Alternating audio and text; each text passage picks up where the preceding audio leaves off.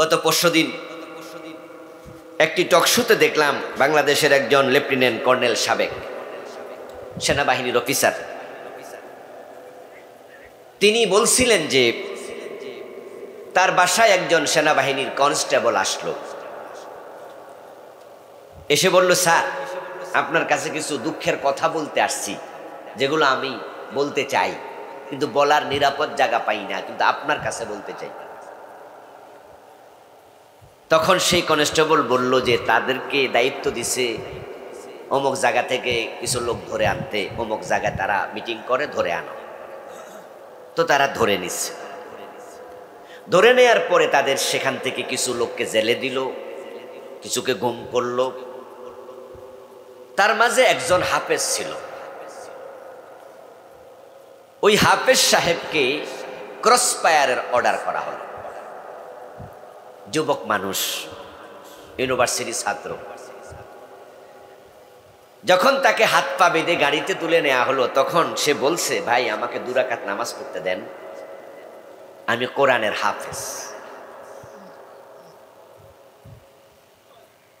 ওই সেনা সদস্য বলছে, তাকে শেষ পর্যন্ত আমরা গুলি করলাম, হত্যা করলাম, পরে তার পেট কেটে নাড়ি বুড়ি বের করা হয়েছে, তারপরে সিমেন্টের বস্তার সাথে বেঁধে নদীতে তলাইয়া দিচ্ছে, লাশটাও পাওয়া যায় না। তারা আয়নাগর বানাইছে। এদেশে আয়নাগরের সংখ্যা নাকি 800-র মতো ছিল, 1-2টা না। আমরা দেখি নাই, জানিও না, আমরা শেষ দিকে এসে কিছু টের পাইছি। যারা 8 বছর 10 বছর ব্যারিস্টার আরমান, ব্রিগেডিয়ার আজমি, এই জাতীয় আরো যারা আয়নাগরে ছিলেন 8 বছর 5 বছর 7 বছর 10 বছর, তাদের চোখের পানিকে আল্লাহর কাছে জমা হয় নাই? এই জন্য নবীজি বলছেন, ওয়াত্তাকি দাওয়াতাল মাজলুম ফাইন্নাহু লাইসা বাইনাহা ওয়া বাইনাল্লাহি হিজাব। ও আমার উম্মতেরা, মাজলুমের বদদোয়া থেকে সব সময় দূরে থেকো, কারণ মাজলুমের বদদোয়া এবং আল্লাহর মাঝখানে কোনো পর্দা থাকে না। অন্য হাদিসে রাসূল বলছেন, দাওয়াতুল মাজলুম ইয়ারফাউহা আল্লাহু ফাওকাল গামাম। কোন মাজলুম যখন বদদোয়া দেয়, তখন আল্লাহ তাআলা তার বদদোয়াটাকে মেঘমালার উপরে নিয়ে রেখে দেয়, মেঘের উপরে নিয়ে যায়। তারপরে এবার আল্লাহ তাআলা সে বদদোয়াটাকে লক্ষ্য করে বলে, আমি তোমার সাথে আছি, তুমি এখানে থাকো, তুমি ধৈর্য ধরো। আনসুরুকা ওয়ালাউ বা'দা হিন, আমি তোমাকে সহযোগিতা করব, তবে একটু সময় লাগতে পারে। আমি আল্লাহ ধৈর্যশীল, এজন্য আমি জালেমদেরকেও সময় দেই, দেখি তাওবা করে কি না। যার উপর জুলুম করছে, যদি তার কাছে জালেম গিয়ে মাপ চায়, ক্ষমা চায়, সে যদি মাফ করে দেয়, তাহলে আল্লাহ তাআলা বদদোয়াটাকে মিটাইয়া দেয়। কিন্তু আল্লাহ সব সময় দেওয়ার পরেও যখন দেখেন জালেম মাপ তো চায় না, আরো জুলুম বাড়াইয়া দিছে, তখন আল্লাহ এমন ভাবে ধরে, তখন দুপুর বেলার খাবার খাইয়াও ভারতে পালানোর টাইম পায় না। রান্না করা খাবার রাইখা পলায় যাওয়া লাগে। প্রিয় ভাইরা, তো যেহেতু এবার বাম এবং রামেরা নাই, বামপন্থীরা পলাইছে, এখন তাহলে এবারের নির্বাচনে আমরা যারা আছি, আমরা সবাই কোন পন্থী? ডানপন্থী। শহীদ প্রেসিডেন্ট জিয়াউর রহমান, আমরা ওনার জন্য দোয়া করি, বলেন রাহেমাহুল্লাহ। বলেন না কেন? বলেন আমার সাথে, বলেন এটা দোয়া, রহমাতুল্লাহ আলাই। বলেন বাংলা অর্থকে আল্লাহ তার উপর রহম করুক, তার কবরকে আল্লাহ জান্নাতের টুকরা বানাক। বলেন আমিন। উনি সংবিধানে বিসমিল্লাহ সংযোজন করছে। 72-তে যখন সংবিধান লেখে, ডক্টর কামাল মিয়ার নেতৃত্বে বঙ্গবন্ধুর নির্দেশে সংবিধান লিখেছে, কিন্তু বিসমিল্লাহ লেখে নাই। দেখেন বিসমিল্লাহর সাথে কি দুশ্মনী ওদের। অথচ মোমেনের সকল কাজ শুরু হবে কার নামে? আপনারা কি আমার কথা বোঝেন তো? একটু জবাব দিন। মোমেনের সকল কাজ শুরু হবে কার নামে? খাওয়ার শুরুতে কার নাম? নৌকায় উঠতে কার নাম? গাড়িতে উঠতে কার নাম? ঘুমানোর সময় কার নাম? ঘুম থেকে জেগে কার নাম? টয়লেটে ঢুকতে আল্লাহর নাম নাই? দেখছেন, আল্লাহুম্মা ইন্নী আউযু বিকা মিনাল খুবুসি ওয়াল খাবাইস। আল্লাহ আল্লাহ কইয়া আমরা শুরু করি। ইবেন স্বামী যখন স্ত্রীর সাথে তার বিছনায় যায় তখনও আল্লাহর নাম আসেনি? বিসমিল্লাহি আল্লাহুম্মা জান্নিবনা শাইতান ওয়া জান্নিবিশ শাইতানা মিম্মা রাযাকতানা। খাইতে আল্লাহর নাম, শুইতে নাম, টয়লেটের নাম, বোর কাছে যাইতে নাম, কিন্তু সংবিধানের মতো এত গুরুত্বপূর্ণ একটা জিনিস এটা শুরুতে বিসমিল্লাহ লিখলো না। আর আপনারা এখানে এই দলের লোক কেউ কেউ আছেন, কিন্তু সবাই তো আর ফলায় নাই, কিছু তো আছে।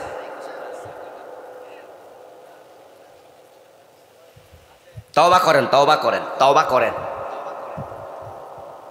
এই যে বিসমিল্লাহ লিখলো না, এটাই তো প্রমাণ করে তারা আসলে আল্লাহকে ভালোবাসেন না। আরে ভাই, বিসমিল্লাহ কি কোনো দলের? বিসমিল্লাহ কি জামাত ইসলামের কাম? এটা জামাত ইসলামের বাক্য, নিজাম ইসলামের, হেফাজত ইসলামের, তো কোরআনের আয়াত। তো এটা লিখতে অসুবিধা কিছু। কিন্তু প্রেসিডেন্ট জিয়াউর রহমান রাহিমাহুল্লাহ বড় ভালো মানুষ ছিলেন তিনি। উনি এসে সংবিধানে বিসমিল্লাহ লিখলেন। বিসমিল্লাহ লিখে তিনি প্রমাণ করলেন তিনি বাম নয়, তিনি ডানপন্থী। তাহলে এখন উনার দল আছে আর আমরা হুজুররা আছি। বামেরা ফলাইছে, রামেরা ফলাইছে। এখন সামনের নির্বাচনে আমরা যদি ঘোষণা করি যেই সংবিধানে কোরআনের আইন নাই, মদ খাওয়া অনুমোদিত আছে, যেই সংবিধান সুদ বন্ধ করে না, যে সংবিধান জেনার অনুমতি দেয়, প্রস কোয়ার্টার খোলে, ওই সংবিধান ফেলে দিয়া আমরা কোরআনকে সংবিধান বানাবো ইনশাআল্লাহ।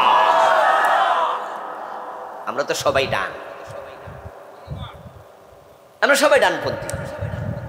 তা আমরা এবার কোরআনের কাছে যাই। এই জন্য সামনের নির্বাচনে কোরআনের পক্ষে থাকতে হবে। যেহেতু এবার মাহফিলের ভিতরে ভরে গেছে, আমরা এইবারে নির্বাচনটাকে ইসলামী নির্বাচন বানাবো ইনশাআল্লাহ। বলেন প্রিয় ভাইরা, আমি আপনাদের সম্মুখে পবিত্র কোরআন মাজিদ থেকে সূরাতুল মুমিনুনের প্রথম 5টি আয়াতে কারিমা তেলাওয়াত করেছি। সাল্লাল্লাহু আলাইহি ওয়াসাল্লামের পবিত্র মুখ অনুসৃত একটি ছোট্ট হাদিস পাঠ করেছি। আল্লাহ তাআলা তৌফিক দিলে এখান থেকে কিছু কথা বলবো ইনশাআল্লাহ। সূরাল মুমিনুন, এটা মুমিনদের নামে। মুমিন এক বচন, বহু বচন হলো মুমিনুন। আল্লাহ তাআলা আমাদেরকে ভালোবেসে আমাদের নামে কোরআনে 2টা সূরা নাযিল করছে। একটা সূরা মুমিন আর একটা হচ্ছে বহু বচনে সূরাল মুমিনুন। একটা এক বচনে আর একটা বহু বচনে। এখন এই সূরাল মুমিনুন, এই সূরাটা আল্লাহ তাআলা শুরু করলেন মুমিনদেরকে সুসংবাদ দিয়ে।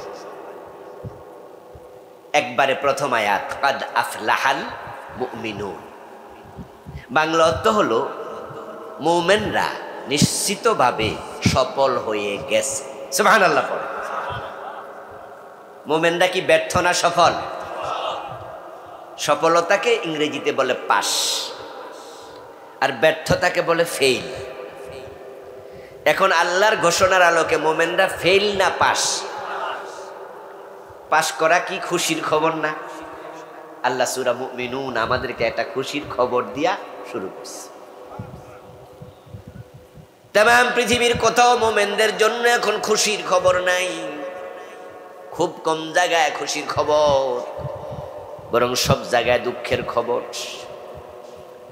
পৃথিবীতে মানুষ আছে 800 কোটির মতো, তার মাঝে মাত্র 250 থেকে 200 কোটি মুসলমান, বাকি 600 কোটি কাফের। ওই 600 কোটি কাফের মিলে তারা মুসলমান পায় যেখানে, বোমা ফুটায় সেখানে।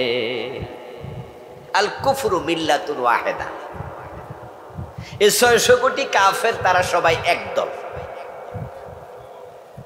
আর আমরা 200 কোটি মুসলমান, আমরা কি একদল হইতে পারছি? আমরা কিন্তু একদল হইতে পারি নাই। আমরা নিজেরা কিলাকিলি আর গুতাগুতি করতেছি।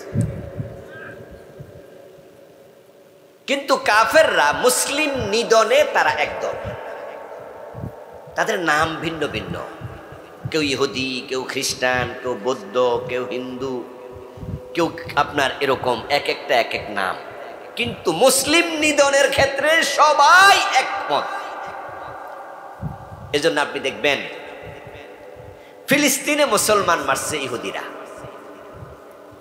মারে নাই গত 2 বছর? আহারে হাজার হাজার হাজার হাজার, একদিনে 2000, 3000, 5000 মেরেছে, একদিনে একসাথে মেরে ফেলেছে। এই ফিলিস্তিনে মুসলমান মারল ইহুদিরা, আমেরিকার খ্রিস্টানেরা ওই মুসলিম নিধনে আমেরিকার প্রেসিডেন্ট ডোনাল্ড ট্রাম্প সরাসরি সহযোগিতা করেছে, এবং সে আমেরিকা থেকে ফিলিস্তিনে মুসলমান মারার জন্য সে বোমা পাঠাইছে, যুদ্ধ বিমান পাঠাইছে, সে যুদ্ধ জাহাজ পাঠাইছে। মানলো ইহুদি, বোমা দিল খ্রিস্টান, আর পাশে ইন্ডিয়া কইছে মারেন মারেন, বেশি করে মারেন, এ করলো সাপোর্ট। তাহলে মুসলমান মারার ক্ষেত্রে তারা ভিন্ন ভিন্ন দল না একদল? এই যে মায়ানমারের বৌদ্ধরা রোহিঙ্গা মুসলমানদেরকে কি মারলো, কি পরিমাণ মার দিল, তারা জীবন বাঁচানোর জন্য বাংলাদেশের সীমান্তে নদী পার হইয়া 10 লাখের উপরে এখনো তারা বাংলাদেশ উদ্বাস্তু শিবিরে আছে। মারল বৌদ্ধরা, ঠিক আমেরিকার প্রেসিডেন্ট ওখান থেকে ইশারা দিছে আরো মারো,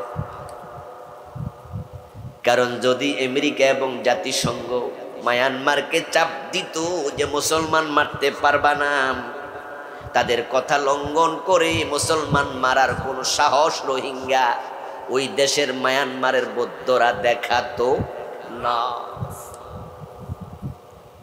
চায়না সাপোর্ট করলো, জাপান সাপোর্ট করলো, মারো মারো মারো। আমাদের কাশ্মীরে হিন্দুরা মুসলমান মারতেছে কত বছর ধরে, ওই যে আপনার 47-এ দেশ বিভক্ত হলো তখন থেকে কাশ্মীরের মুসলমান মারি খায়, আজ পর্যন্ত মারে। আমাদের বাবরি মসজিদ ভেঙে ফেলে। হিন্দুরা ভারতে শুধু গরু জবাই করার কারণে মুসলমান ধরে জবাই করে দেয়। এখন জাতিসংঘ যদি বলতো মুসলিম নিধন করো না, কাশ্মীরকে স্বাধীনতা দাও, যদি আমেরিকার প্রেসিডেন্ট বলতো, ইন্ডিয়া এটা না করে পারতো না। এর ভিতরে তলে তলে মুসলমান হিন্দুরা মারে, এখানেও খ্রিস্টান ইহুদিদের সাপোর্ট আছে না নাই? তা আমরা হিন্দুরাও মারে ভারতে, বৌদ্ধরা মারে মায়ানমারে, খ্রিস্টানরা মারে আফগানিস্তানে, বসনিয়াতে, চেচনিয়া, আরো কত জায়গায়, সোমালিয়াতে, কাশ্মীরে, হিন্দুরা মারে। এরপর ইহুদিরা ফিলিস্তিনে। তো মাইর খাওয়া জাতি আমরা, তামাম দুনিয়া শুধু মাইরটাই খাইলাম আমরা।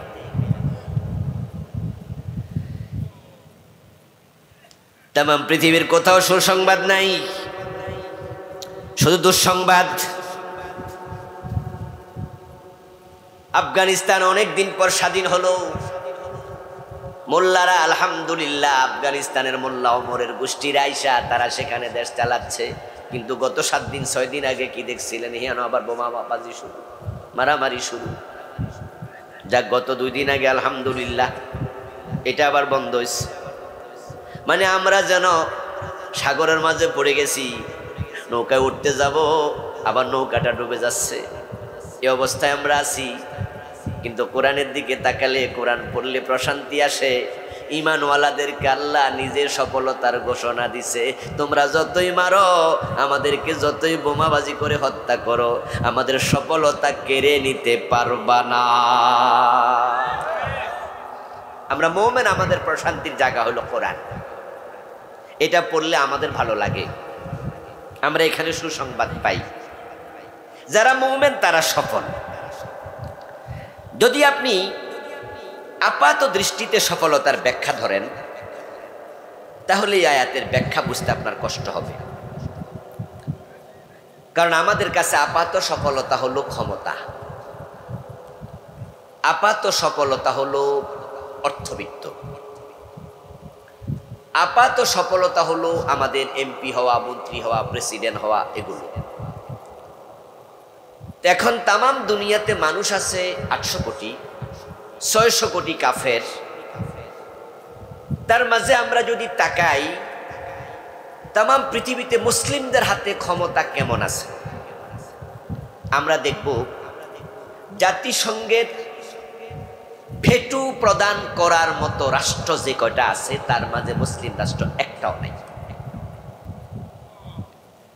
জাতিসংঘ G8, গ্রেটেস্ট 8, তাদের যে বড় বড় 8টা রাষ্ট্র নিয়ে তারা পাওয়ার বানাইছে, তার মাঝে 8-এর ভিতরে মুসলিম রাষ্ট্র একটাও নাই। তামাম পৃথিবীর সবচেয়ে বেশি ক্ষমতা আমেরিকার হাতে, ওই দেশের প্রেসিডেন্টটা মুসলিম না, সেটা হচ্ছে খ্রিস্টান। পৃথিবীর সবচেয়ে বড় ধনী মানুষ বর্তমানে যে, তার নাম ইলন মাস্ক, এই লোকটাও মুসলিম না, সেও খ্রিস্টান। পৃথিবীর যে মিডিয়া, ওই মিডিয়ার পুরা নিয়ন্ত্রণ করছে ইহুদিরা, জায়োনিস্টরা। তাহলে তাদের হাতে মিডিয়া, তাদের হাতে টাকা, তাদের হাতে ক্ষমতা। তো সফল কি হেরা না আমরা? এখন কোরআন কয় আমরা সফল, তো আমরা হাতে তো ক্ষমতা নাই, আমরা তো শুধু মাইরে খাই। অর্থ তাদের হাতে, ক্ষমতা তাদের হাতে, তো সফলতা আমাদের হাতে। এটা কেমনে কি হলো? এটা মনে হয় যেন একটু হালকা নিজের দিকে আয়টানা, জোর কইরা ঠেলা, এরকম কিছুটা আপাত ব্যাখ্যা মনে হতে পারে। দুজন মল্ল, যুদ্ধ লাগছে, একজন আরেকজনকে মাটিতে শোয়াই দিছে, শোয়াইয়া বুকের উপরে উঠছে। হাডুডু খেলতে গেল তো মাঝে মাঝে মাটি শোয়াইয়া বুকের উপর ওঠে, ওইটা ধরে থাকে। তা আপনার মাটিতে শোয়াইয়া দিয়ে আরেকজন বুকের উপর উঠছে, তা আপনি তার তলার থাইকা কন আর কোনোদিন লাগবে নি। কথাকে আমি বুঝাইতে পারতেছি? আমনে তার বুকের নিচে মাটি ছুইয়া হেরা শোয়াইয়া বুকের উপর উঠছে, আর আমনে তলার থেকে কইতাছেন মিয়া আর কোনোদিন লাগবে নি আমার। তখন তো হে বলবে, কি রে ভাই, সাপ খাইও বুঝলি না তুই যে নিচে নিচে থাইকেও ঠোঁটলারস, সাফাবাজি করস। অর্থ তাদের হাতে, ক্ষমতা তাদের হাতে, আমরা মাইর খাই। আমরা যদি বলি আমরাই সফল, তো মনে হয় যেন এই জাতীয় ঘটনা ঘটছে। আসলে তা না। আপনার দেখায় ভুল আছে, আপনার শোনায় ভুল আছে, আপনার জানায়, আমার জানায় ভুল আছে, কিন্তু আল্লাহর কথার মাঝে কোনো ভুল নাই। আমরা তলে পড়ে আছি, কথা ঠিক, আমরা মাইর খাচ্ছি, কথা ঠিক, আমরা জেলে থাকি, আমাদের জন্য উদ্বাস্তু শিবির, আমরা ভিক্ষা করি, আমরা ভিক্ষুকের জাতি, এগুলো সব ঠিক। আমাদের দেশে যখন টর্নেডো হয়, ঘূর্ণিঝড় হয়, তখন আমাদের প্রধানমন্ত্রী, প্রেসিডেন্ট ভিক্ষা চায় না? বিভিন্ন দেশের কাছে বলে না যে ভাই আমরা বিপদে পড়ছি, আপনারা হেল্প করেন। এই যে ফিলিস্তিনের জন্য এখন আমরা তামাম দূরে থেকে টাকা তুলে তুলে ফাটাইছি না? আপনাদের এলাকাও জানি না কিছু টাকা তোলা হয়েছে কিনা। বিভিন্ন রাজনৈতিক দল কর্মসূচি দিয়েছিল ফিলিস্তিনের জন্য টাকা দাও। তো ভিক্ষা খাইতেছেন, ভিক্ষা তুলতেছেন, তো কেমনে আপনারা সফল? দুনিয়ার ক্ষমতার দিকে তাকালে আমরা আসলে সফল নই, দুনিয়ার অর্থের দিকে তাকালে আসলে আমরা সফল নই। এজন্য হযরত ওমর রাদিয়াল্লাহু তাআলা আনহু বলছেন, সফলতার সংজ্ঞা তোমাদের বুঝতে হবে। মানে তাজ্জা বিমালিহি ফালিয়ানজুর ইলা কারুন, ও মানে তাজ্জা নাসবি বিমানসাবিহি ফালিয়ানজুর ইলা ফিরাউন, ও মানে তাজ্জা বিনাসবিহি ফালিয়ানজুর ইলা আবি লাহাব, ইন্নামাল ইজ্জাতু বিত্তাকওয়া। ফারুক আজম মধ্য পৃথিবীর প্রেসিডেন্ট ছিলেন, উনি আবার উপরে থেকে কথা কইছে। আমরা তো তলায় পড়ে গেছি, কিন্তু ওমর কিন্তু উপরে ছিল। ওমর অর্ধ পৃথিবীর প্রেসিডেন্ট,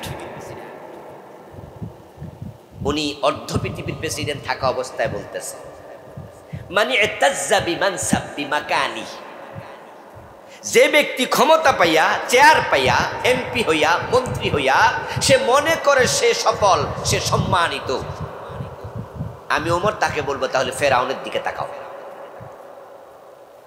ফেরাউন কি সাধারণ নাগরিক ছিল না প্রেসিডেন্ট ছিল? কথা বলেন না। ফেরাউন কি রাজা না প্রজা? রাজা। তাই বলি কি ফেরাউন সফল? তাহলে আমেরিকার প্রেসিডেন্ট ডোনাল্ড ট্রাম্প সে প্রেসিডেন্ট, কিন্তু সফল এটা বলার সুযোগ নাই। ক্ষমতার নাম সফলতার না। মানি তাজজাবি মালিহি ফালিয়ানজুর ইলা কারুন। যে ব্যক্তি কোটি কোটি টাকার মালিক, ইলন মাস্কের মতো, কোটি কোটি টাকা, বিল গেটসের মতো হাজার হাজার কোটি কোটি ডলার টাকার মালিক, ওমর বলে টাকা আছে তাই তুমি ভাবছো তুমি সফল মানুষ, তুমি সম্মানী মানুষ। তাহলে আমি ওমর পরামর্শ দেই, কারুনের দিকে তাকাও। কারুন পয়সাওয়ালা ছিল, কিন্তু কারুনকে আমরা কেউ সফল মানুষ বলি না, বরং সে গজব প্রাপ্ত। সূরা কাসাসে আল্লাহ কারুনের আলোচনা করছে, লম্বা আলোচনা।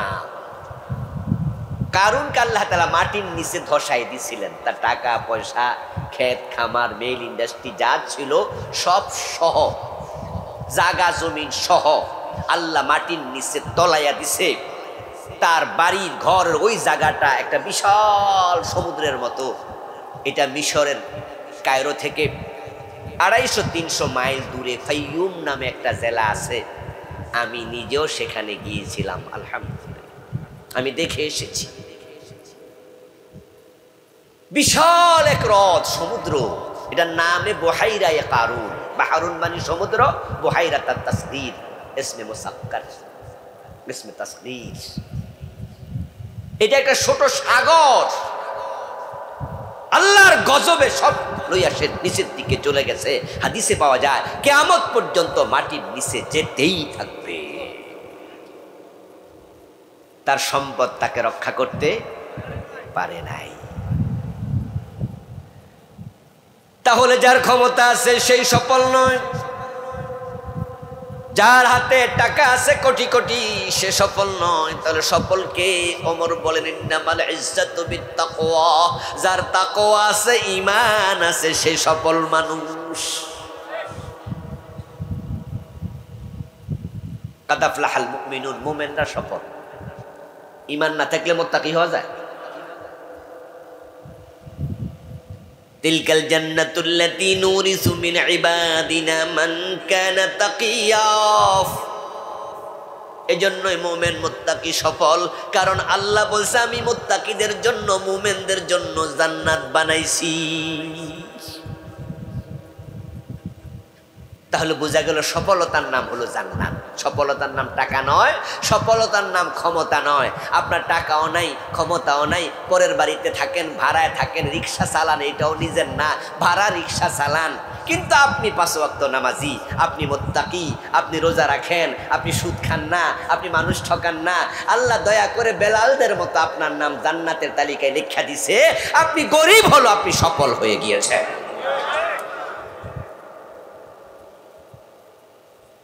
থাকার জন্য ঘর নাই, খাওয়ার জন্য খাবার নাই, পরিধান করার জন্য কাফন নাই, কিন্তু জান্নাতীদের তালিকায় নাম আছে। এই গরিবেরা, দিনমজুর, কুলি, রিক্সাওয়ালা, ঠেলাওয়ালা, গ্রামের ভাই, আপনাদের পাজারো জিপ নাই, আপনাদের আলিশান বাড়ি নাই, এসি করা ঘর নাই, আপনার অফিস নাই এসি করা, কিন্তু রাসূল জান্নাত দেখে এসে বলছেন দাখালতুল জান্নাহ ওয়া রাআইতু আকসারা আহলিহাল ফুকারা। আমি জান্নাতে ঢুকেছিলাম মেরাজের রাতে, এবং জান্নাতে গিয়ে দেখি দুনিয়ার গরিব মানুষগুলো বেশি জান্নাতে। এজন্য গরিব হইয়া মন খারাপ করেন না।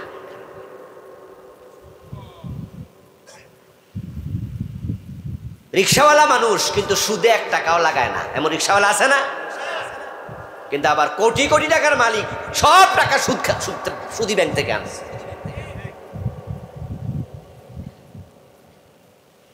আপনি দিন মজুর, কিন্তু আপনার কোনো ঋণ নাই, আপনার টাকা জমানো নাই, আপনার কাছে 10 কোটি টাকা নাই, 2 কোটি 5 কোটি টাকা নাই, আপনার কাছে 50 লাখ টাকাও নাই, কিন্তু আপনি বলতে পারবেন বুকে হাত দিয়া আমার 10 টাকাও ঋণ নাই। এমন লোক আছে না? কোনো ঋণ নাই, যা পায় তা দিয়ে চলে। নবীজি সাল্লাল্লাহু আলাইহি ওয়াসাল্লামের কাছে কোনো মরা লাশ হাজির করলে জানাজার নামাজের জন্য প্রিয় নবীকে দাওয়াত দেয়া হলে তিনি জানাজা দেওয়ার জন্য জানাজার নামাজের জন্য যেতেন। জানাজার লাশ, জানাজা মানি লাশ, সলাতুল জানাজা মানি লাশের নামাজ। ওই লাশের সামনে রাসূল দাঁড়াইয়া প্রশ্ন করতেন তার কোনো ঋণ আছে নাকি। যদি বলতো সে ঋণগ্রস্ত, নবীজি বলতেন তার জানাজার ইমামতি আমি করব না, তোমরা কেউ জানাজার নামাজ পড়াও। যার ঋণ থাকে নবীজি তার জানাজার নামাজ পড়তে রাজি হতেন না। আর আমাদের দেশে যারা বড় লোক আছে অধিকাংশ ঋণগ্রস্ত, তারা ঋণ খেলাপি।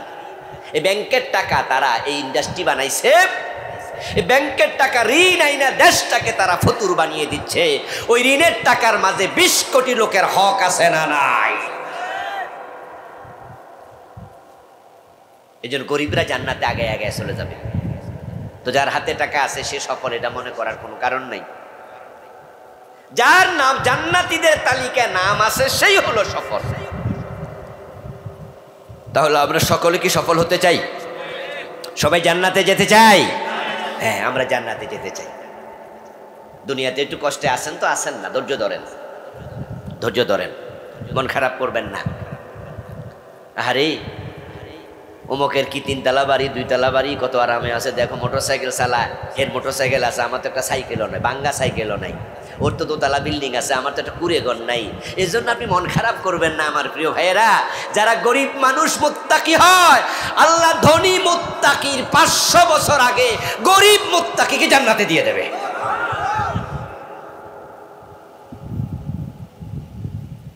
আপনি গরিব মুত্তাকি, আরেকজন ধনী মুত্তাকি। ধনী মুত্তাকিও জান্নাত পাবে। ধনী হওয়ার অর্থ কি জাহান্নামী হওয়া? তাহলে ওসমান কি ধনী নয়? হযরত ওসমানের কি টাকা পয়সা ছিল না? ওসমান গনি, গনি মানে ধনী, নামটাই ছিল ওসমান গনি। ওসমান কি জান্নাতি না? 3 নাম্বার। 10 জনের মাঝে কয় নাম্বার?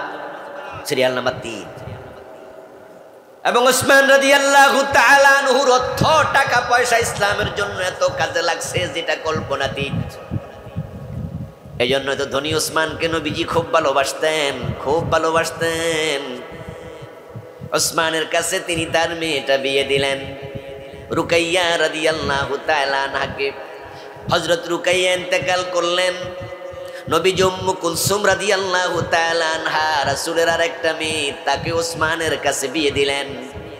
কিছুদিন পর উম্মু কুলসুম ইন্তেকাল করলেন।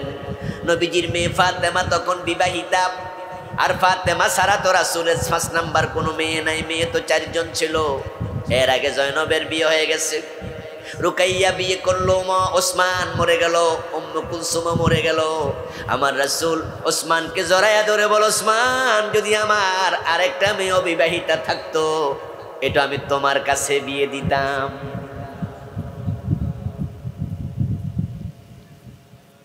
ওসমান রাদিয়াল্লাহু তাআলা আনহুর অর্থ ইসলামের খুব কাজে লাগছে। এই জন্য যারা ধনী আছেন তারা আবারও অশ্লীল মন খারাপ করেন না, অর্থ কাজে লাগান, আপনার অর্থ জান্নাতের ওসিলা হবে।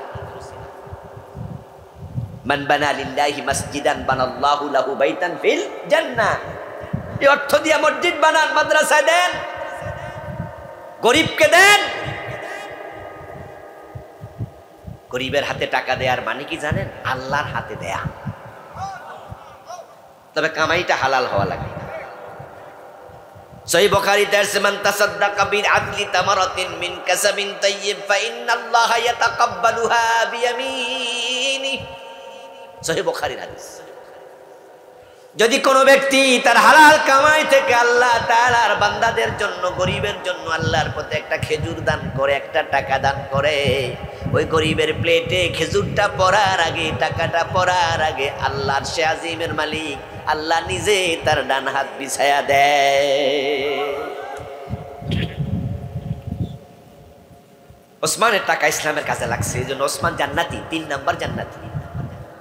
তাবুকের যুদ্ধের দিন নবীজি সাল্লাল্লাহু আলাইহি ওয়াসাল্লাম ঘোষণা করলেন যে যা পারো বেশি করে ইসলামের জন্য দান করো।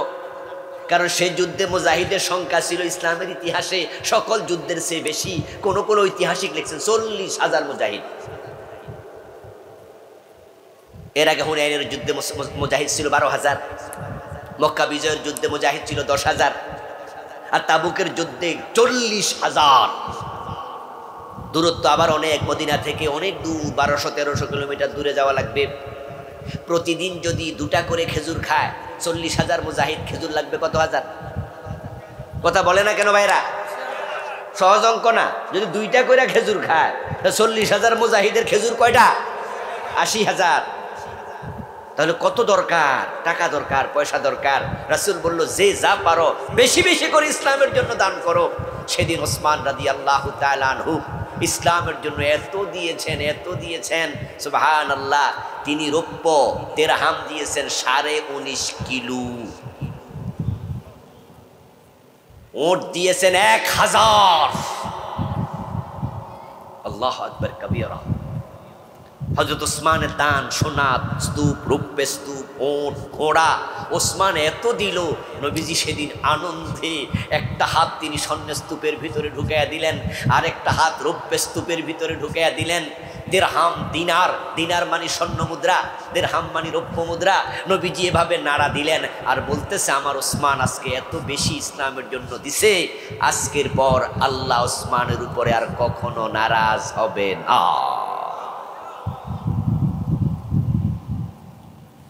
قد أفلح المؤمنون, মুমিনরা সফল। এখন সফল আমরা হতে চাই, আমরা জান্নাতে যেতে চাই। জান্নাতের নাম সফলতা, জাহান্নামের নাম ব্যর্থতা। যে জান্নাতে যাবে সে হলো পাশ, আর যে জাহান্নামে যাবে সে কি? তাহলে আজকের মাহফিলে আমরা যারা আছি, কে পাশ কে ফেল, তো আত্মসমালোচনা করুন। যাদের সুদে টাকা লাগানো আছে তারা ফেল। যারা মানুষের পকেটের টাকা হারাম খায়, অন্যায়ভাবে জব্দ করে, সে ফেল। যারা ঘুষ খায়, সিগনেচার করে না, ঘুষের টাকা না দিলে ওই অফিসারটা ফেল। যারা 5 ওয়াক্ত নামাজ পড়ে না তারা ফেল। যাদের বউ পর্দা করে না তারা ফেল। যারা বউয়ের মহারানা দেয় নাই তারা ফেল। যারা অন্যের হক নষ্ট করছে, জোর জোর কইরা জমি দখল করছে, জাল দলিল করতেছে, মানুষের জায়গা জমিনে নিজের ঘর উঠায় এবং কোদাল দিয়া কাইটা ক্ষেতের আইল বাঁকা কইরা অন্যের জমিনে নিজের ক্ষেত ঢুকায়, এই মানুষগুলো ফেলের তালিকায়।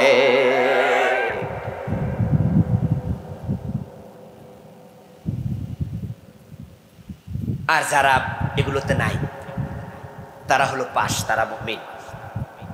এখন কারা কারা পাশ, আল্লাহ তাআলা এখানে এই বিষয় আলোচনা করছেন। মুমিনদের সবাই তো পাশ না। মুমিনদের মাঝে ইমানদার দাবি করার পরও জাহান্নামে যাবে এমন লোকের সংখ্যাও কোটি কোটি। সে ইমানদার কিন্তু জাহান্নামী। যেমন আপনারা যারা সুদ খান, আমরা কি তাদেরকে কাফের বলছি? আপনারা কি আমার কথা বুঝতেছেন? আচ্ছা, যারা ঘুষ খায় তারা কাফের কইছি?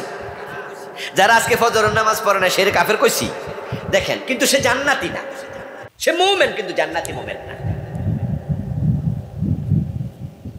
নবীজি বলছেন, তাফতারিকু উম্মতি আলা 73 মিল্লাতান কুল্লুহুম ফিন্নার ইল্লা ওয়াহিদা।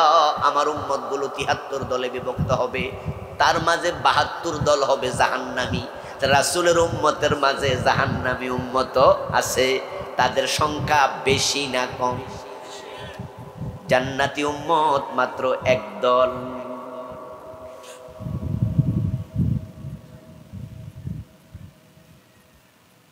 قال النبي صلى الله عليه وسلم الكيس من دان نفسه وعمل لما بعد الموت। কে জান্নাতি কে জাহান্নামী এটা দেখার জন্য মরা দরকার নাই। আপনি চোখ বন্ধ করে ভাবুন, আত্মসমালোচনা করুন। নবীজি বলছে, সেই তো চালাক যে ব্যক্তি নিজের দোষ নিজে খুঁজে বেড়ায়, আত্মসমালোচনা করে। আপনি যদি নিজে চোখ বন্ধ করে ভাবেন, আবুল কালাম আজাদ সাহেব যে কথাগুলো বলল, আমার মাঝে কি কি অন্যায় আছে, আপনার মন বলবে সাহেবুল বাইত আদরা বিমা ফি, বাড়ির মালিক জানে বাড়িতে আছে কি।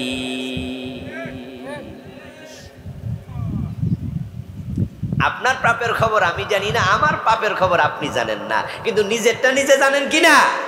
এই যে আজকে ব্যবসা করছে ওজনে কম দিচ্ছেন কিনা, মালে বেজাল দিচ্ছেন কিনা, ব্যবসা করতে গিয়ে মানুষ ঠকাইছেন কিনা। যদি মনে করেন যে আপনার আনসার নেগেটিভ হয়, আপনি ভালো মানুষ না। তাহলে আপনি ধরে নেন যে আপনার কপালে জান্নাত আপাতত নাই। তবে যাদের ঈমান আছে, যদি ঈমান নিয়ে মরতে পারে, তাহলে আবার শাস্তির পরে আশা করা যায় জান্নাত পেতেও পারে।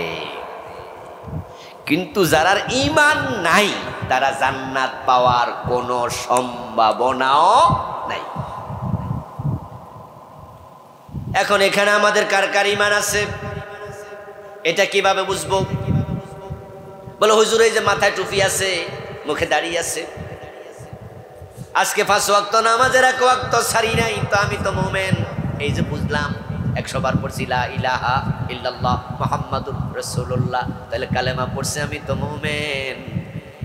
আমি বলবো দোস্ত, এই যে কয়টা বললাম এগুলা দিয়ে ইমানদার চেনা আদৌ সম্ভব না। কারণ কালেমাওয়ালাও কত কাফের অভাব নাই। যেমন কাদিয়ানি, তারা কালেমা পড়ে কিন্তু ঈমান নেই। কাদিয়ানীদের মসজিদে আজান আছে, আজানের মাঝে আশহাদু আল্লা ইলাহা ইল্লাল্লাহ কালেমাটাও আছে, আশহাদু আন্না মুহাম্মাদার রাসূলুল্লাহ এই কালেমাটাও আছে। কিন্তু কাদিয়ানীর মুয়াজ্জিন দিনে 5 বার আজান দিল, এই কালেমা পড়লো, তার ব্যাপারে আমাদের ফতুয়া কি? কাদিয়ানী মুমিন না কাফের? তো হে না কালেমার আজান দেয়। তাহলে বুঝা গেল কত কালেমা হলো কাফের। এই যে 1000 দানার তাসবিহ বানাইছেন না, আমি একটা ভিডিওতে দেখলাম যে তাসবিহ আম গাছে বানছে, আম গাছের ডালায় তাসবিহ বানছে, নিচে শেয়ার লয়ে বইছে। 1000 দানার তাসবিহ, এত বড় বড় সুপারির মতো তাসবিহ দানা।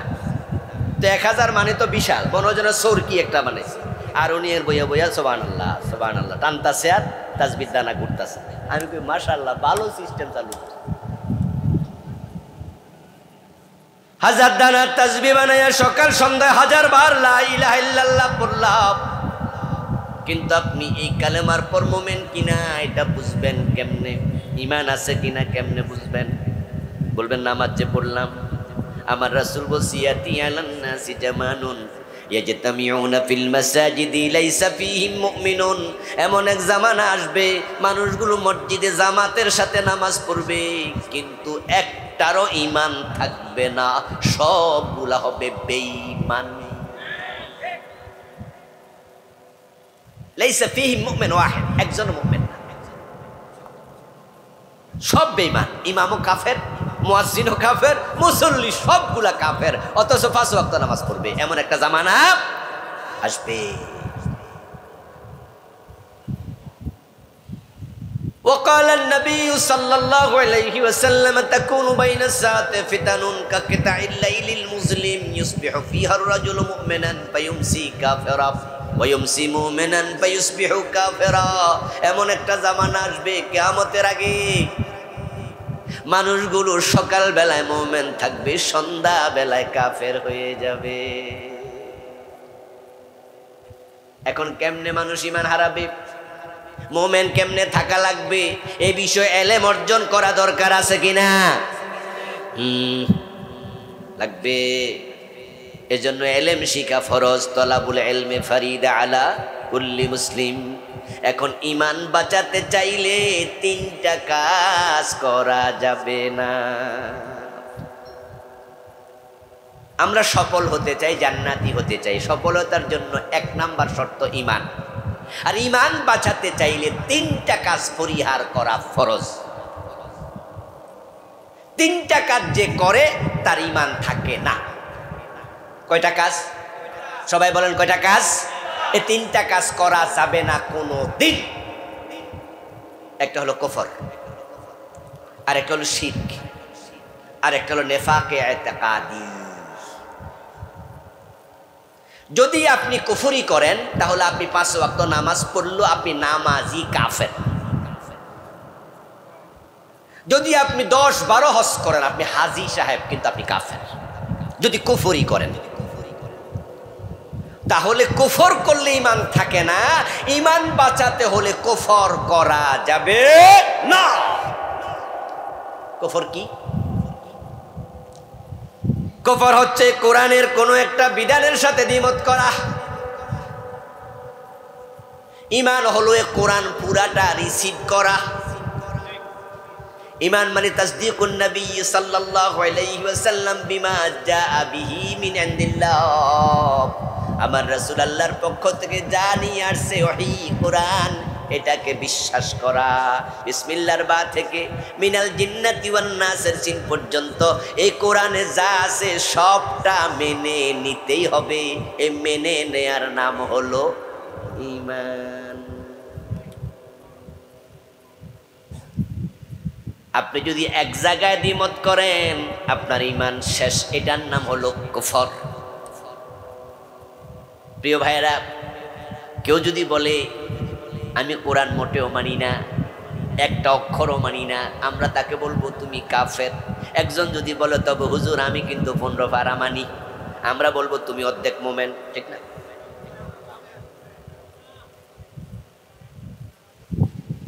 আমরা ফতুয়া দেব মিয়া 15 পারা মানো, বাকি 15 পারা কয় না মানি না, তাহলে তুমিও কাফের। কেউ যদি বলে 29 পারা মানি, 1 পারা মানি না, ফতুয়া কি? যদি কেউ বলে 113 সূরা মানি, 1 সূরা মানি না, যদি কেউ বলে 1 অক্ষর মানি না, এটা অঙ্কের মতো। 10 লাইনের অঙ্ক 9 লাইন ঠিক হয়েছে, 1 লাইন ভুল হয়েছে, রেজাল্ট কি? যে লেখে নাই সেও জিরো, আর যে 9 লাইন ভুল ঠিক লিখছে, 1 লাইন ভুল করছে সেও জিরো। যদি সে বলে স্যার হেতে মোড়েও লেখে নাই, হেতের শূন্য দিলেন, আর আমি তো 9 লাইন ঠিক লিখছি আমারও শূন্য দিলেন, এটা ইনসাফ হইল নি? তখন অঙ্কের টিচার জবাব দেবে বাবারে এখানে ভুল গ্রহণযোগ্য না, একটা ভুল করলো সব শেষ। 1 গ্লাস পানি, এই পানিটা কল থেকে মাত্র চেপে আনলেন, কিন্তু এর মাঝে যদি কেউ 1 ফোঁটা প্রস্রাব ঢাইলা দেয় খাওয়া যাবে? আর 1 ফোঁটা সব শেষ করে দিল। কাদিয়ানি তার আল্লাহর কোরআনের সব বিধান মানে, নামাজ মানে, রোজা মানে, হজ মানে, যাকাত মানে, টুপি দাড়ি পাজামা পাঞ্জাবি পাগড়ি এভরিথিং মানে, কিন্তু তারা কাফের হলো শুধু বিশ্ব নবীকে শেষ নবী মানে না। আমার রাসূল শেষ নবী এমন কথা কোরআনে আছে কিনা? মা কানা মুহাম্মাদুন আবা আহাদিম মির রিজালিকুম ওয়ালাকির রাসূলুল্লাহি ওয়া খাতামান নবিয়্যিন। তিনি খাতামান নবিয়্যিন মানে শেষ নবী। শেষ মানে কি? এর পরে আরেকজন আছে? শেষ মানে কি? শেষ, শেষ মানে তো শেষ। 1450 বছর আগে আল্লাহ কোরআনে বললেন আমার নবী মুহাম্মদ শেষ নবী। 1835 সনে ভারতের পাঞ্জাব প্রদেশে গোলাম আহমদ কাদিয়ান নামে এক ব্যক্তির জন্ম হলো। যৌবনে এসে সে দাবি করলো সে নাকি নবী। নাউজুবিল্লাহ।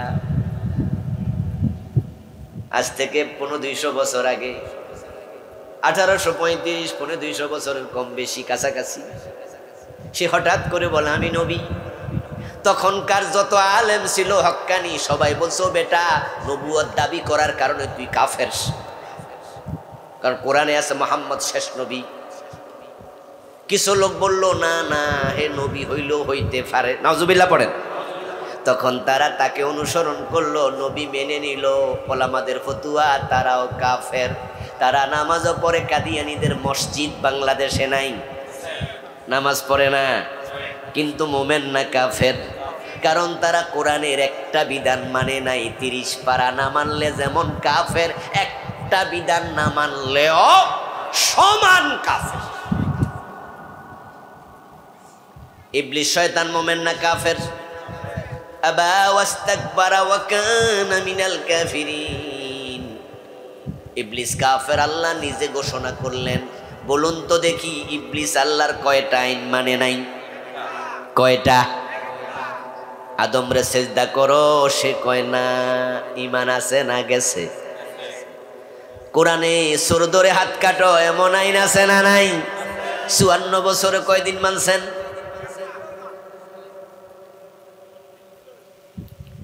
ইবলিস রে বলছে আদমরে সেজদা কর, সে মানলো না, তার ঈমান শেষ। অথচ এই আইন অমান্য করার আগে সে কি কাফের ছিল? বরং সে ছিল মুআল্লিমুল মালাইকা, ফেরেশতাদের ওস্তাদ।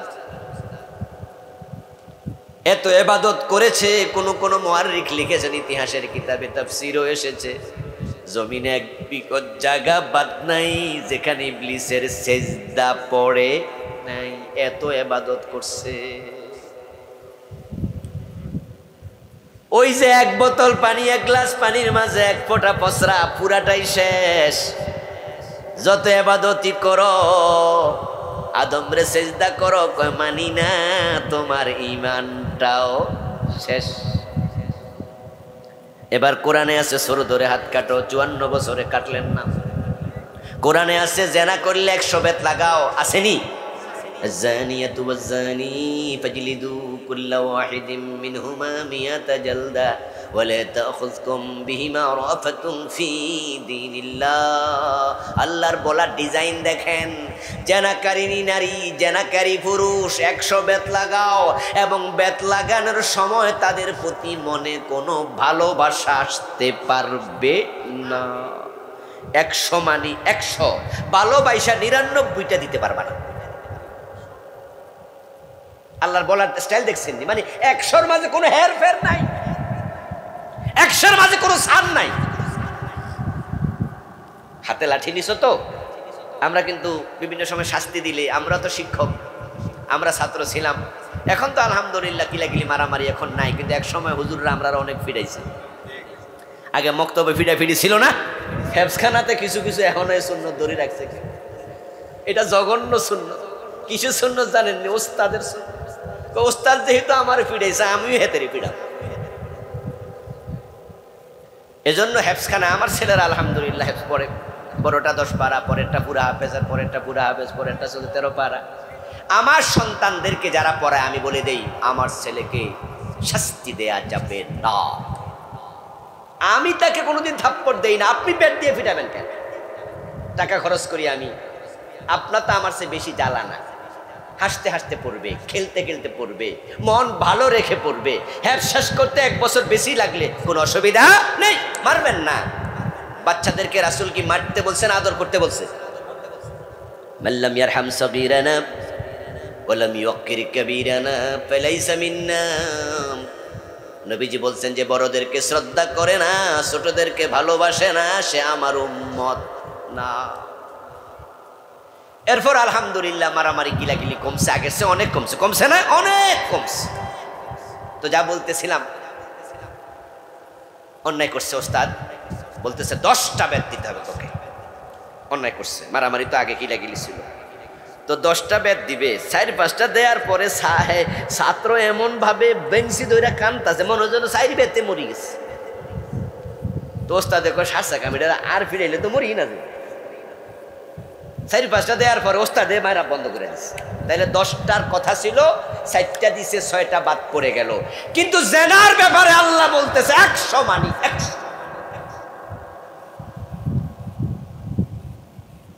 100 মানি 100। ওয়ালা তাখুযকুম বিহিমা রা'ফাতুন ফি দীনিল্লাহ, আই ফি হুকমিল্লাহ। এখানে দিন মানে হুকুম। আল্লাহর আইন 100 বেত দাও, একটা কম দিতে পারবা না, কোনো ভালোবাসা দেখাইতে পারবা না। এ হলো এত শক্ত আদেশ। স্টাইল দেখেন বলার। এবার আপনাদের কাছে আমার জিজ্ঞাসা, বাংলাদেশে জেনাবে বিচার আছে না নাই? 100 বেত আমরা কয়দিন দিছি?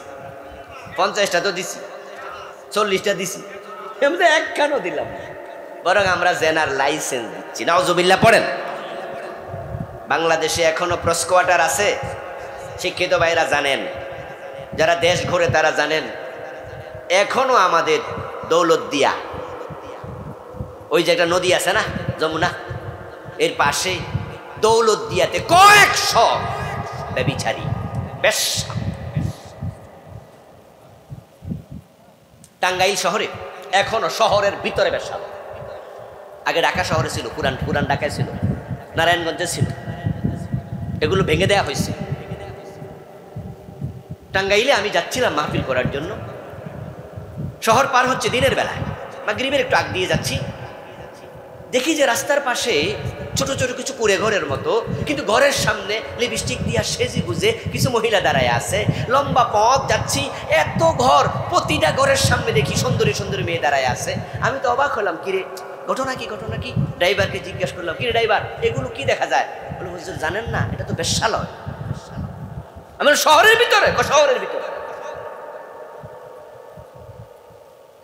ওদেরকে সরকার লাইসেন্স দিচ্ছে, আকাম করো। আর বর্তমানে ইউনূস সরকার আইসা একজন উপদেষ্টা বাবা বানাইছে এই কামের জন্য উপদেষ্টা। উনারা সুন্দর করে নারী নীতি বানাইছে। ওই নারী নীতির মাঝে লেখছে ওদেরকে যৌন কর্মীর সম্মান দিতে হবে, ওদেরকে নাকি স্বীকৃতি দিতে হবে, ওরা এই কামটা করুক। এটা একটা কাম, যৌন কর্মী। আচ্ছা, ব্যভিচার অনাচারে বেশ্যাবৃত্তি এটা কাম না আকাম? যারা চুপ করে আছেন তারা কোন পক্ষে?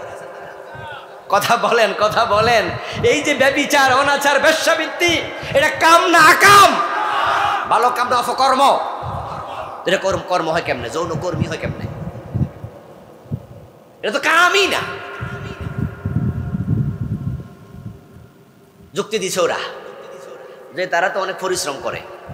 নাউজুবিল্লাহ পড়েন, এই কামও পরিশ্রম আছে, কষ্ট আছে। কারণ একজন মহিলার কাছে যদি একদিনে 10টা পুরুষ যায়, নাউজুবিল্লাহ, তাহলে কত কষ্ট হয়, কষ্ট আছে তো। আমি তখন বলি তাহলে চোরেও তো অনেক কষ্ট করে। যে বেটা চুরি করে তার কি কষ্ট হয় না? বাইরে ভাই যে চুরি করে হে বোঝে মানুষের গরু লইয়া যাওয়া কি রিক্স, ঠিক না? অন্ধকার রাতের মাঝে কি লাইট লইয়া যেতে পারে নাকি? হে অন্ধকারে হাঁটা লাগে, এমন জায়গায় হাঁটে যেখানে সাপ বিচ্ছু আছে, জীবনের ঝুঁকি আছে। আবার পাবলিকে ধরতে পারলে তো খবরই আছে, কেল্লা পথে। তাহলে যৌনকর্মী যারা বেশ্যালয়ে থাকে, পতিতালয়ে থাকে, ওদের কিন্তু নিরাপত্তা আছে। সরকার তাদেরকে একবারে সার্টিফিকেট দিয়েছে। কিন্তু চোর যে মানুষের গরু চুরি করে নেয় তার কোনো নিরাপত্তা আসেনি। তাকে ধরতে পারলে তো এমন ঘটনাও আছে, গণপিটুনিতে চোর মরে গেল। তাহলে হেরে না সবার আগে কর্মী ঘোষণা করা দরকার। ও দোস্ত, 54 বছরের বাংলাদেশে জেনা করলে 100 বেত আমরা একদিনও দেই নাই। ডাকাতি করলে সুরে চলাও কোরআনের আয়াত আমরা একদিনও মানি নাই। মদ পান করলে 80 বেত দিতে হবে, এমন অর্ডার হাদিসে আছে না নাই? হযরত ওমর তো নিজের ছেলেটাকে রেহাই দেন নাই। তাহলে শয়তান মানে নাই আল্লাহর আইন কয়টা? জোরে বলেন কয়টা? ঈমান আছে না গেছে? কাদিয়ানী মানে না আল্লাহর কোরআনের বিধান কয়টা? ঈমান আছে না গেছে? আমরা মানি না বাংলাদেশের মুসলমানেরা 54 বছর কয়টা? ঈমানের খবর কি?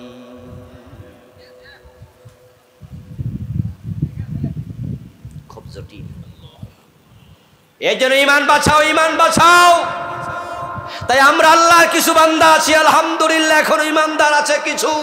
দেশে কোরআনের আইন নাই, এটা সত্য, কিন্তু কোরআনের আইন ছাড়া কোনো আইন মানি না এমন কথা বলার মতো লোকও কিছু আছে না? তারাই হচ্ছে মোমেন। যারা বলেছে সংবিধান ইসলাম বিরোধী যত আইন আছে একটাও মানি না, এই সংবিধান পাল্টাতে হবে, কোরআনকে সংবিধান বানাতে হবে। এবং এই 54 বছর ধরে এই কথা বলতেছে আল্লামা সাইদির মতো এমন কিছু লোক আছে না নাই? আমরা বলে যাচ্ছি কথাগুলো। কেউ কেউ বলে কি, হুজুর কইছেন তো, কিন্তু কই লাভ দইছে না। আমরা বলি লাভ হয় নাই তো তাড়াহুড়া করছেন কেন, সময় দেন না। নবী মুহাম্মদ দিনের বিজয় করতে 23 বছর লাগছে। আমরা তো সাধারণ মানুষ, সময় লাগতে পারে, তবে বিজয়ের সম্ভাবনা দেখা দিয়েছে। ঢাকা বিশ্ববিদ্যালয়ের ডাকসু নির্বাচন, জাহাঙ্গীরনগরের ডাকসু নির্বাচন প্রমাণ করছে আগামীর সূর্য বাংলাদেশে ইসলামের সূর্য হবে ইনশাআল্লাহ।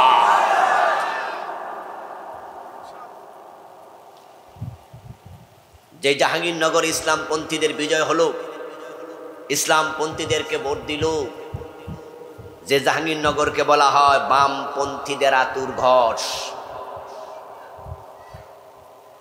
যে জাহাঙ্গীরনগর বিশ্ববিদ্যালয় ইসলামের নামে কিছু নাই, ইসলামের ইতিহাসও নাই, ইসলামিক স্টাডিজও নাই, আরবি সাহিত্য নাই, মানে এই ইসলামের নামে এরা কিছু রাখে নাই।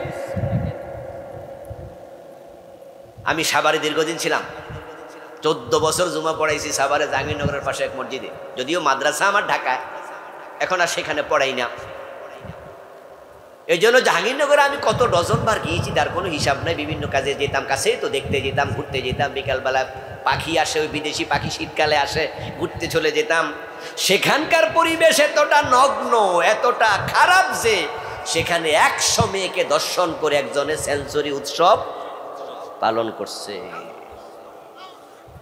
যে বিশ্ববিদ্যালয় ইসলাম কিচ্ছু নাই, কিন্তু কয়দিন আগে নির্বাচন হলো, ইসলাম পন্থীরা বিপুল ভোটে বিজয়ী হলো। এটাই প্রমাণ করছে বাংলাদেশে ইসলাম আসছে, তোমরা ঠেকাতে পারবে না। আল্লাহ না করুক, আল্লাহ না করুক, আল্লাহ না করুক।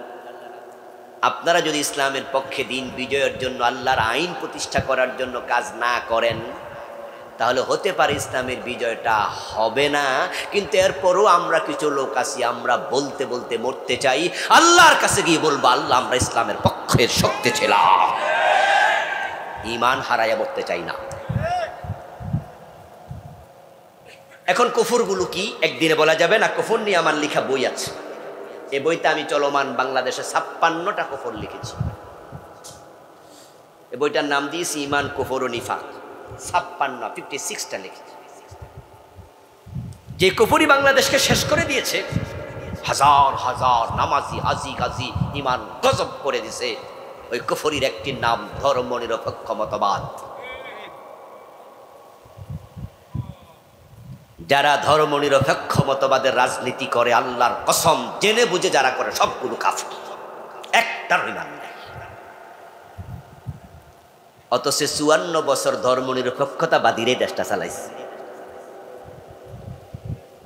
আমরা কি ধর্মের পক্ষে না বিপক্ষে না মাঝামাঝি?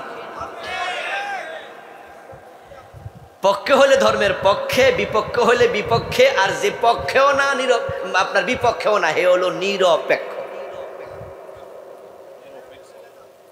অথচ নিরপেক্ষ নামে কোনো শব্দ ইসলামে নাই। শব্দ আছে দুটি, লাকুম দীনুকুম ওয়ালিয়া দ্বীন, এর মাঝে কোনো জায়গা নাই। তোমাদের ধর্ম তোমাদের, আমার ধর্ম আমার। নবীজি বলছেন, আল্লাহ বলছে, আপনি এটা বলেন, কুল কুল ইয়া আইয়ুহাল কাফিরুন, আপনি বলে দেন লাকুম দীনুকুম। ও মক্কার কাফেরেরা, তোমাদের ধর্ম তোমরা মানো, আমারটা আমি মানবো। এখন রাসূলের ধর্ম আবু বকর, ওমর, ওসমান, আলী রাদিয়াল্লাহু তাআলা আনহুম মেনেছেন। যারা মেনেছেন তারা মুমিন, যারা মানে না আবু জেহেল, আবু লাহাব, তারা কাফের। মাঝখানে যেগুলো ছিল এগুলো মুনাফিক। তাই মাঝখানে যারা থাকে তারা মুনাফিক, তাদের অবস্থান হবে জাহান্নামে, ফেরাউন নমরুদেরও নিচে।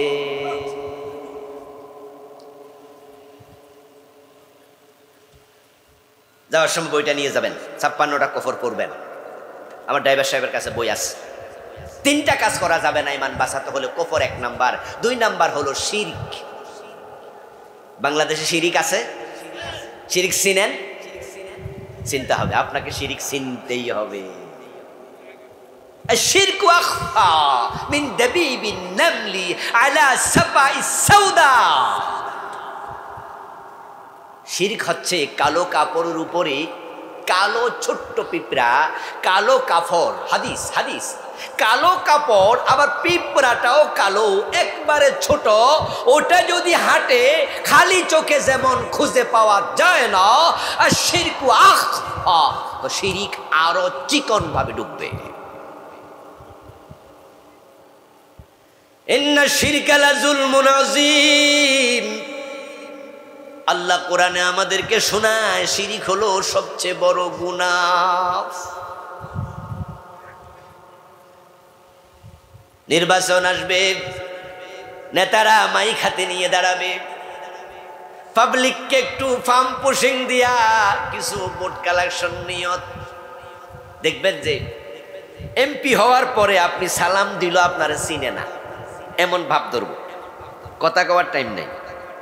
আর নির্বাচন আইলে আপনি সালাম দিতে না চাইলেও ধরবো, ভাই ভাই ভালো আছেন নি, আসসালামু আলাইকুম, কেমন আছেন, কারণ এই ভোটের দরকার।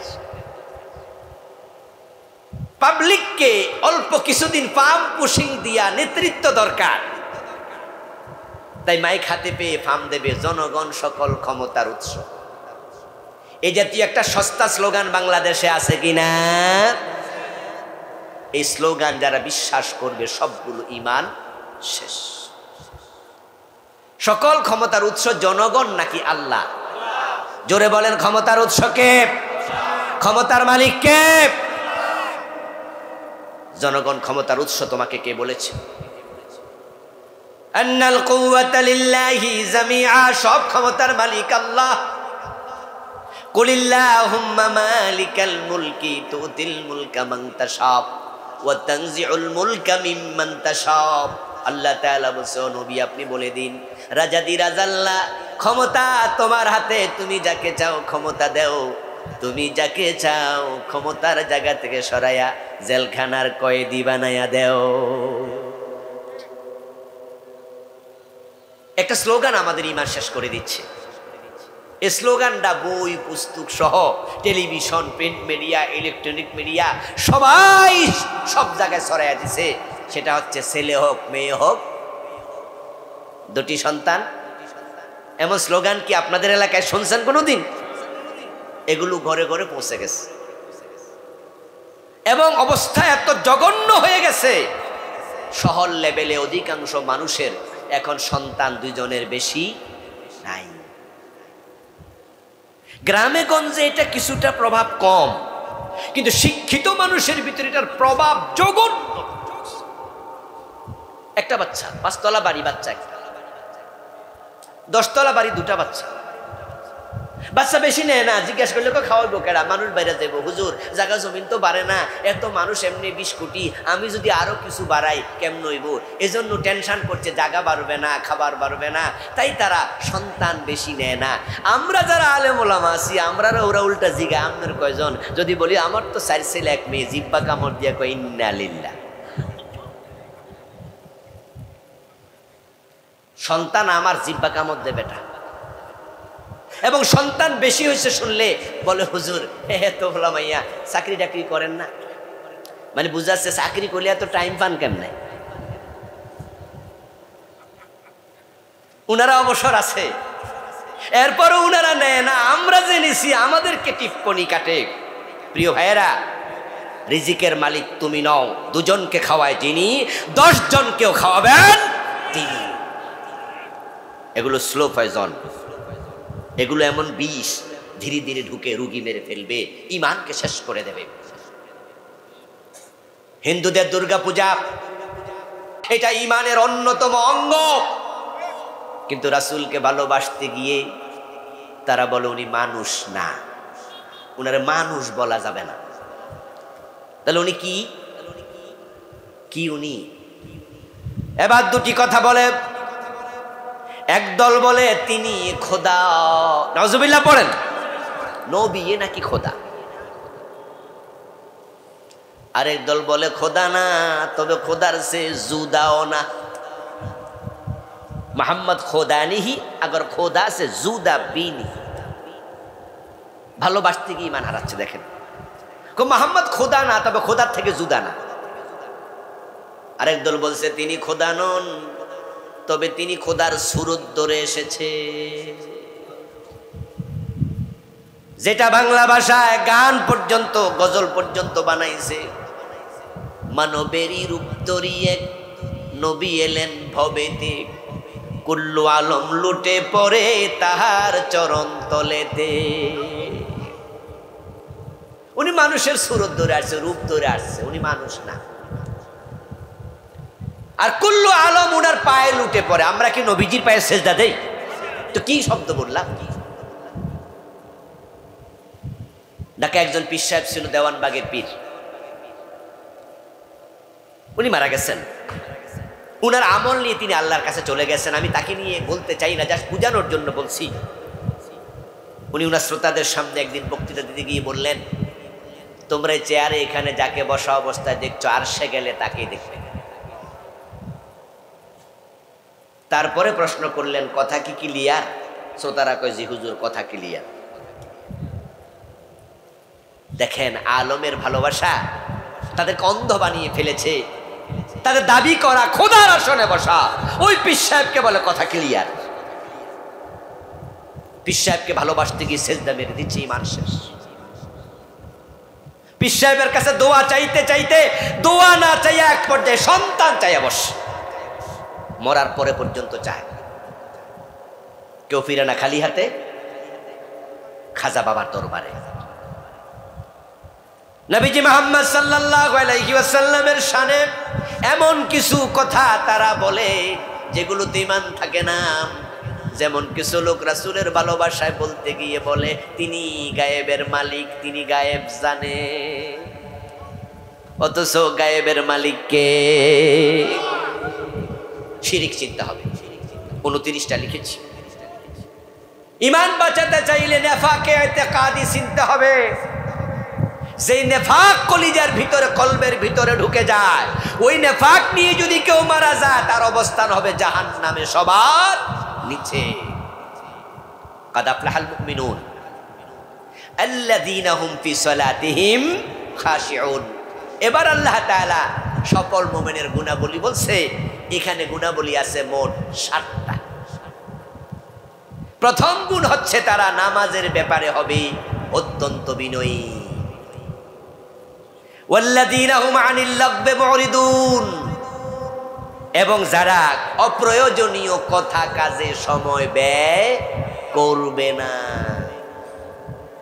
ক্রিকেট খেলা দেখতে দেখতে 6 ঘন্টা শেষ, জুমার নামাজ শেষ করে বাসায় গিয়ে টেলিভিশনে নাটক সিনেমা দেখে, এমন নামাজিও আছে না নাই? শুধু গুনাহ না, সময় নষ্ট। ওয়াল্লাযীনা হুম লিয-যাকাতি ফাইলুন, সফল মোমেন তারাই যারা যাকাত আদায় করবে।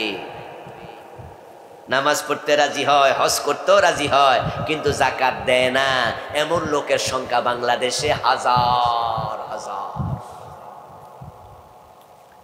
প্রিয় ভাইরা, আপনাদেরকে যাকাতও দিতে হবে। যাকাত ইসলামের ফরজ।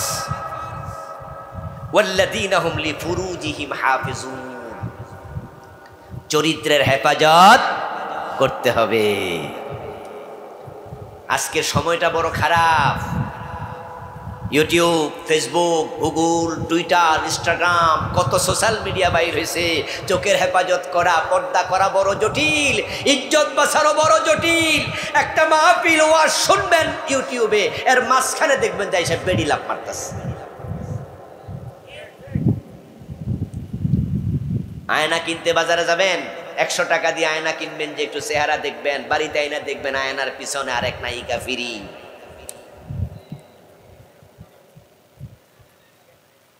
টাকা ইনকামের জন্য যুবকেরা বিদেশ চলে যাচ্ছে, বিয়ে করার 15 দিন পরে, 1 মাস পরে, 2 মাস পরে যুবতী বউ রেখে বিদেশ যায়, 10 বছর ফিরে আসে না, আর বাড়িতে দেবরের সাথে জেনা ব্যভিচার করছে। পর্দার পরিবেশ নাই। আমি পর্দা করি, আপনি করেন, আপনার বউ করে, মা করে, কিন্তু রাস্তায় বের হলে চোখের পর্দা বড় জটিল হয়ে যায়, কারণ পর্দার পরিবেশ নাই। এখন পর্দা করতে হলে, ইজ্জত রক্ষা করতে হলে ইসলামী পরিবেশ প্রয়োজন আছে কিনা? আল্লাহ তাআলা এগুলোই বলছেন। এরপর বলছেন এবার ওয়াল্লাযীনা হুম লিআমানাতিহিম ওয়া আহদিহিম রাউন, আমানতের খেয়ানত করা যাবে না। এগুলো সফল মুমিনের পরিচয়। যারা জান্নাতি মানুষ, তাদের কাছে আমানত রাখলে তারা জীবন দিতে প্রস্তুত হয় আমানতের হেফাজতের জন্য, খেয়ানত করে না। কেউ 1000 টাকা আপনার কাছে দিছে, 10টা 100 টাকার নোট, ঠিক পরক্ষণে একজন এসে বলল, ভাই আমার কাছে একটু 1000 টাকার একটা নোট আছে, আপনি একটু ভাঙতি দেন আমারে, আপনার কাছে কি ভাঙতি আছে? আপনি মনে মনে ভাবলেন, ওই যে কিছুক্ষণ আগে একজনে আমাকে 10টা 100 টাকার নোট দিয়া গেছিল, ওনাকে যদি আমি নোটগুলো দেই, 1000 টাকা দিলে টাকা তো সমানই। আপনি অনুমতি ছাড়া 100 টাকার নোট দিয়া 1000 টাকার নোট পাল্টাবেন, এটাও আমানতের এক প্রকারের খেয়ানত। অতটুকু খেয়ানতের অধিকারও আপনার নাই। আমানত মানে হচ্ছে যেভাবে দিয়েছে সেভাবে রাখো। আর সেই জায়গায় তো আমরা খাইয়ে বসে থাকি, আমরা ফুরা আম সালা সুদ্ধা খাইয়ালাই। ওয়াহদিহিম রাউন। আরেকটা গুণ হচ্ছে ওয়াদা করলে কখনো ওয়াদা ভঙ্গ করবে না, অঙ্গীকার খেলাপ করে না। ওয়াদা দিয়েছেন তো দিয়েছেন। জমিন বিক্রি হবে, 1 শতক 1 লাখ টাকা, 10 শতক 10 লাখ, 10,000 টাকা বায়না দিছে, কথা ফাঁকা ফোক্ত। সকালবেলা একজন এসে বলছে ভাই 15 লাখ টাকা দেব, 5 লাখ বেশি পাবেন, আর আপনি পোল্ট্রি নিলেন, তাহলে অঙ্গীকার রক্ষা হলো না। এটা মোমেনের স্বভাব হতে পারে না। বরং আপনি বলে দেবেন যে না ভাই, আমার তো 10 লাখ টাকার চুক্তি হয়েছে, 10 লাখের জায়গায় 15 লাখ কেন, 1 কোটি দিল, আমার জবান লড়বে না। এটা মোমেন, এগুলো সফল মানুষ। আচ্ছা এবার বলুন তো, যে আলোচনাগুলো করলাম এগুলোর সাথে থাকার জন্য এলেম দরকার আছে না নাই? ওই যে জানা কোনটা শিরিক, কোনটা কুফর, কোনটা নিফাক, কোনটা হারাম। এলেম কোত্থেকে আসবে? এলেম শিখার জন্য মাদ্রাসা। আজকের মাহফিলটা একটা কোরআনের মাদ্রাসার উদ্যোগে, মহিলা মাদ্রাসা। আপনাদের মেয়েদেরকে মাদ্রাসায় দেবেন, আপনার মেয়ে কোরআনের এলেম শিখবে, তার পেট থেকে হাসান হোসাইনের জন্ম হবে। একজন নারী চাইলে জান্নাতি পরিবেশ বানাতে পারে। আমাকে একটি শিক্ষিত মা দাও, আমি তোমাদেরকে একটি শিক্ষিত জাতি দেব। মেয়েদেরকে যদি কোরআনমুখী করেন, মেয়েরা ইসলামমুখী হয়, তাহলে জি বাংলার স্টার জলসা থাকবে না, এগুলো এমনি চলে যাবে। কারণ পুরুষরা এত নাটক দেখে না, মা বোনরাই ঘরে বসে দেখে। যদি ঘরে ঘরে ফাতেমার মতো, আসিয়ার মতো মেয়ে তৈরি হয়ে যায়, স্টার জলসা জি বাংলা এমনি বন্ধ হয়ে যাবে।